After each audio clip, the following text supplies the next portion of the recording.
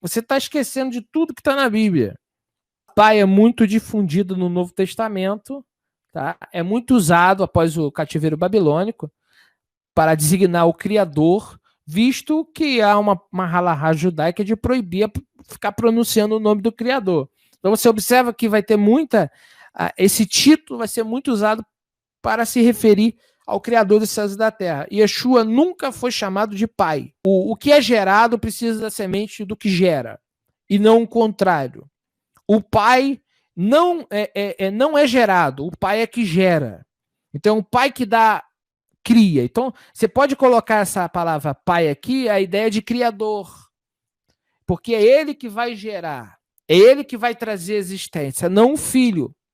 O filho pode não existir e o pai existir. Yeshua procede do pai, gerado de uma forma especial, quem sabe, mas ele é o primeiro representante do eterno e, segundo Paulo, só há um mediador entre Deus e os homens, Yeshua humano, antropos. A de hoje é quando Yeshua diz para a mulher: vós adorais, servis, vocês servem o que não conhecem. Vocês não conhecem quem vocês estão servindo. Nós conhecemos quem adoramos. E aqui é o ponto da mensagem, que começa aqui a mensagem agora. Existem pessoas que não sabem quem que está adorando. Sabe, as pessoas, quando estão orando, ela nem sabe para quem ela está orando. Uma vez eu trabalhava numa fábrica e eu estava prestando atenção, depois de Deus me mostrar a verdade, e lá todos os dias se orava. E um dia eu não aguentei mais, ouvi aquelas orações. Porque a pessoa começava orando, as colaboradoras começavam orando: Pai, Jesus, Espírito Santo, ó Pai, ó Jesus, meu Pai. Peraí, Jesus, meu Pai? Aonde que Jesus foi chamado de Pai? Então as pessoas nem sabem quem está adorando. Por isso que Babilônia significa confusão. Não existe uma linha de raciocínio correta. Yod rei, Vav rei. A função de Yeshua não é você adorar ele. Nunca foi. A função de Yeshua é te reconectar ao superior, ao Altíssimo, a Elion, ao Todo-Poderoso, o Criador dos céus e da terra. E Yeshua veio aqui na terra para te reconectar, porque nós fomos banidos da glória de Deus. Isso, tá dando para ver legal? Yod Rei Vav Rei. Yeshua. E aqui a gente chama de... Pode chamar de Yahu ou Yahua. O tetragrama aqui. Tá ok? Yahua. Yeshua serve ao Pai, ao Celestial.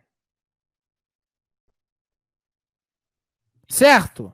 Então, Yeshua, a função de Yeshua não é ser Deus, porque nunca foi essa a função dele.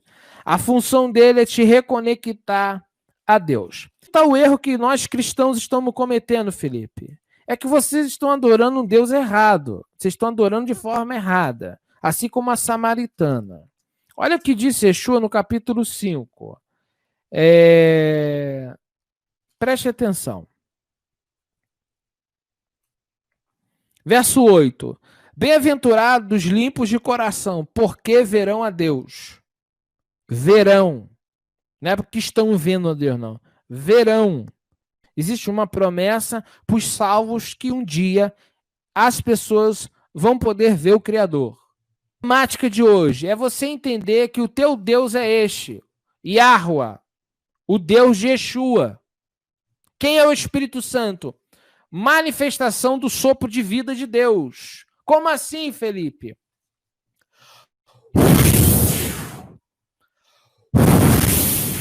Isso é Ruach. Quando Deus fez o Adão, ele sopra. Isso é Ruach. Entendeu? Então, o Espírito, o sopro de Deus, manifesta. Então, nós só estamos vivos porque Deus soprou sobre Adão. É fácil de entender. Tá? Então, o Espírito Santo é o eterno, é uma forma de manifestação do Criador, tá? Que não pode ser medido. Em alguns momentos, Yeshua tem uma função bem interessante. Em Mateus, ele vai dizer que todo o poder foi me dado. E aqui está a questão. Olha só como que é importante. Yeshua tem poder, Felipe? Tem, mas não próprio, porque foi dado a ele. O poder de Deus foi dado a ele. Então, mas o ensinando de Sião me ensinou que Cristo é Deus. Espera aí, eu não sabia que o ensinando de Sião é maior que a Bíblia. Eu não sabia que Tertuliano é maior que a Bíblia. Eu também não sabia que o Midrash é maior que a Bíblia, porque esse pessoal aí fica procurando textos isolados para comprovar algo que o próprio Cristo não ensinou. O poder que foi dado a ele, tem. Aqui está a questão. Ele recebeu de Deus o domínio e autoridade sobre vivos e mortos. Pela Bíblia, Yeshua tem poderes de salvar e de condenar. Porque ele venceu. Deus o escolheu para essa função. Tá? Tanto que o livro de Hebreus, ali no começo, coloca ele acima de Moisés e acima dos anjos.